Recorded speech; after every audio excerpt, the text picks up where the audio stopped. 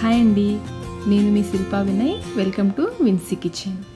మన శరీరానికి కావాల్సిన మంచి బ్యాక్టీరియా పుష్కలంగా ఉండే పాతకాలం నాటి ఎంతో హెల్దీ రెసిపీ జొన్న అంబలి ఎలా తయారు చేసుకోవాలో ఈ వీడియోలో మనం చూద్దాము. మార్నింగ్ బ్రేక్ఫాస్ట్గా కానీ నైట్ డిన్నర్గా కానీ ఏ వయసు వారైనా హ్యాపీగా తీసుకోవచ్చండి. ఈ అంబలి తాగుతుంటే కడుపులో చాలా హాయిగా ఉంటుందండి. టేస్ట్ కూడా చాలా బాగుంటుంది. ఒక్క నెల రోజులు ఈ అంబలి తాగి చూడండి, తేడా మీరే గమనిస్తారు. కుదరని వాళ్ళు కనీసం వారానికి 1-2 సార్లైనా తాగడానికి ట్రై చేయండి. ఎన్నో ఆరోగ్య ప్రయోజనాలు ఉన్నాయి. అలాగే బరువు తగ్గాలనుకునే వాళ్ళకు కూడా ఇది చాలా బాగా ఉపయోగపడుతుంది. ఈ అంబలి తయారు చేసుకోవడానికి ముందుగా స్టవ్ పైన గిన్నె పెట్టేసుకుని ఇందులో 5 కప్పుల నీళ్లు పోసుకోవాలి. ఇక నేను రైస్ కప్తో 5 కప్పుల నీళ్లు పోస్తున్నాను. ఇది వచ్చేసి ముగ్గురికి సరిపోతుందండి. ఈ అంబలి ముగ్గురికి సరిపడా అంబలిని కాస్తున్నాము. ఈ నీళ్ళని మరిగించుకోవాలి. ఈ నీళ్లు మరిగేలోపు మరొక గిన్నె తీసుకుని ఇందులో 1 కప్పు జొన్నపిండి వేసుకోవాలి. మనం నీళ్ళని ఏ కప్పుతో తీసుకున్నామో అదే కప్పుతో 1 కప్పు జొన్నపిండి, అందులోని 1 కప్పు నీళ్లు పోసి ముందు ఉండలు లేకుండా కలుపుకోవాలి. ముందే నీళ్ళు ఎక్కువ పోసేసారనుకోండి ఉండలు కట్టేస్తుంది. 1 కప్పు నీళ్లు పోసి ఈ విధంగా గరిటతో ఉండలు ఏమైనా ఉంటే మ్యాష్ చేసుకుంటూ కలుపుకోవాలి. ఇలా బాగా కలుపుకున్న తర్వాత మరొక కప్పు నీళ్ళు ఇందులో పోసుకోవాలి. అంటే ఇక్కడ మనం పిండి కలపడానికి 2 కప్పుల నీళ్లు పోసాము. పిండిని కొంచెం పల్చగా కలుపుకోవాలి.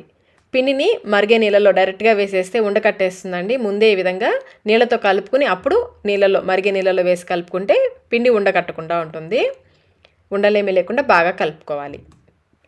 కన్సిస్టెన్సీ ఈ విధంగా పల్చగా ఉండాలి. ఇలా కలుపుకొని పక్కన పెట్టేసుకోండి. ఈలోపు నీళ్ళు కూడా మరుగుతున్నాయి. ఇప్పుడు ఫ్లేమ్ని లోలో పెట్టేసుకుని ఇందులో మనం కలిపి పెట్టుకున్న జొన్నపిండి మిశ్రమాన్ని పోసుకోవాలి. పోసే ముందు ఒకసారి గరిటతో కలుపుకోండి, లేదంటే అడుగున పిండి చేరిపోతుంది. ఇలా కలిపేసుకుని మరుగుతున్న నీళ్ళలో పోసేసుకోవాలి. ఫ్లేమ్ని లోలోనే పెట్టండి. పిండి పోసిన వెంటనే గరిటతో కలుపుకోండి, లేదంటే అడుగున ఉండలాగా కట్టేస్తుంది. ఇప్పుడు ఫ్లేమ్ని మీడియంలోకి మార్చుకొని ఈ విధంగా కలుపుకుంటూ ఉడికించుకోవాలి. కొంచెం సేపటికి ఇది చిక్కబడ్డం స్టార్ట్ అవుతుంది. కలిపేటప్పుడు గరిటతో అడుగు నుంచి తీసుకుంటూ కలుపుకుంటే అడుగు పట్టుకోకుండా ఉంటుంది.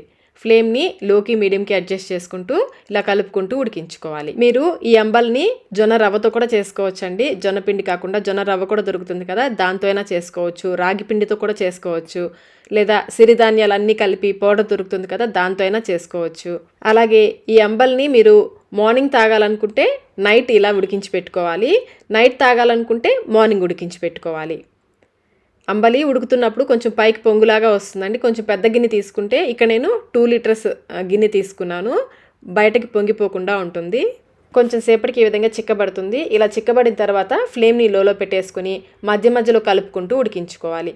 మొత్తం ఇక్కడ నాకు 5 నిమిషాలు టైం పట్టిందండి ఈ జావ ఉడకడానికి. అదే అంబలి మనం రవ్వతో చేస్తున్నాం అనుకోండి, 6 గ్లాసుల నీళ్లు పోసుకోండి. 1 గ్లాసు రవ్వకి 6 గ్లాసుల నీళ్లు పోసి ఉడికించుకోవాలి. ఉడికిన తర్వాత చేత్తో నొక్కి చూడండి, సాఫ్ట్గా ఉంది అంటే రవ్వ ఉడికినట్లే. అలా సాఫ్ట్గా అయ్యేంత వరకు రవ్వను ఉడికించుకోవాలి. మన జావ కూడా ఉడికిపోయింది. స్టవ్ ఆఫ్ చేసేసుకొని పక్కన పెట్టేసుకోండి. 1-2 నిమిషాల పాటు మధ్య మధ్యలో ఇలా కలుపుకుంటూ ఉండండి, లేదంటే పైన మేగడలాగా కట్టేస్తుంది. 2 నిమిషాల పాటు మధ్య మధ్యలో కొంచెం ఇలా కలుపుకుంటూ ఉండాలి. మీరు ఇంట్లో మట్టి కుండలు వాడుతున్నట్లయితే శుభ్రం చేసుకున్న మట్టి కుండలో ఈ జావను తీసుకెళ్ళి పోసేయండి. మట్టి కుండలో ఫర్మెంట్ అయితే మంచి బ్యాక్టీరియా ఇంకా ఎక్కువగా డెవలప్ అవుతుంది. 2 నిమిషాల తర్వాత మూత పెట్టేసి 6-7 గంటల పాటు పులియనివ్వాలి, లేదా రాత్రంతా పులియనివ్వాలి. నేను మార్నింగ్ బ్రేక్ఫాస్ట్ కోసమని నైటే ఈ పిండిని ఉడికించి పెట్టుకున్నాను. మార్నింగ్ అంతా కూడా ఇది చక్కగా పులుస్తుంది.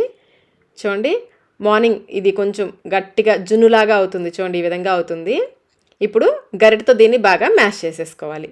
ఇలా గడ్డలుగా ఉంటుంది కదా, అదంతా లేకుండా స్మూత్గా వచ్చేలాగా గరిటతో ఈ విధంగా మ్యాష్ చేసుకోవాలి.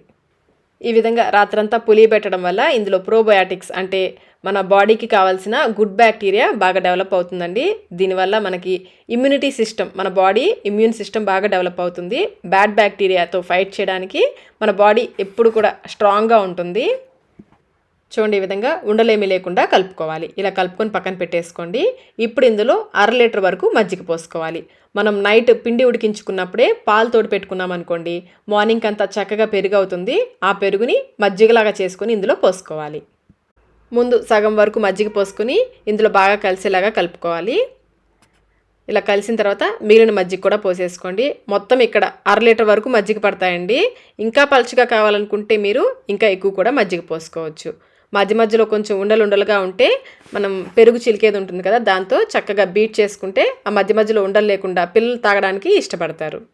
మార్నింగ్ బ్రేక్ఫాస్ట్లోకి ఎప్పుడు ఇడ్లీ, దోశ, ఉప్మా ఇవే కాకుండా అప్పుడప్పుడు ఇలా హెల్తీగా కూడా చేసుకొని తినండి. వెయిట్ లాస్ అవ్వాలనుకునే వాళ్ళకి ఇది చాలా మంచి బ్రేక్ఫాస్ట్ కానీ డిన్నర్గా కానీ ఎప్పుడైనా తీసుకోవచ్చు. చూడండి, ఉండలు లేకుండా చక్కగా కలిసిపోయింది కదా. ఇప్పుడు ఇందులో రుచికి సరిపడా సాల్ట్ వేసుకోవాలి. చాలా కొంచెం వేసుకోండి, సరిపోతుంది, మరీ ఎక్కువ అవసరం లేదు. ఈ ఉప్పు కూడా ఇందులో బాగా కలిసేలాగా కలుపుకోవాలి. అంతేనండి, జొన్న అంబలి రెడీ అయిపోయింది. గ్లాస్లో పోసుకొని తాగుతుంటే కడుపులో చల్లగా హాయిగా ఉంటుందండి. సమ్మర్ కూడా వచ్చేస్తుంది కదా, సమ్మర్లో అయితే ఇంకా బాగుంటుంది. బాడీలో వేడి తగ్గడానికి చాలా బాగా ఉపయోగపడుతుంది. అలాగే ఇది తాగేటప్పుడు మధ్య మధ్యలో ఉల్లిపాయ, పచ్చిమిర్చి కొరుక్కొని తింటుంటే ఇంకా బాగుంటుందండి. లేదా సన్నగా తరిగిన ఉల్లిపాయ, కరివేపాకు, కొత్తిమీర కూడా ఇందులో వేసుకుని తాగొచ్చు. మధ్య మధ్యలో అవి తగులుతుంటే తాగడానికి పిల్లలు కూడా ఇంట్రెస్ట్గా తాగుతారు. మరి ఇంకెందుకు ఆలస్యం, మీరు కూడా ఈ రెసిపీని తప్పకుండా ట్రై చేయండి. అలాగే ఇంత హెల్తీ రెసిపీ నలుగురికి ఉపయోగపడేలాగా షేర్ కూడా చేయండి. Thank you.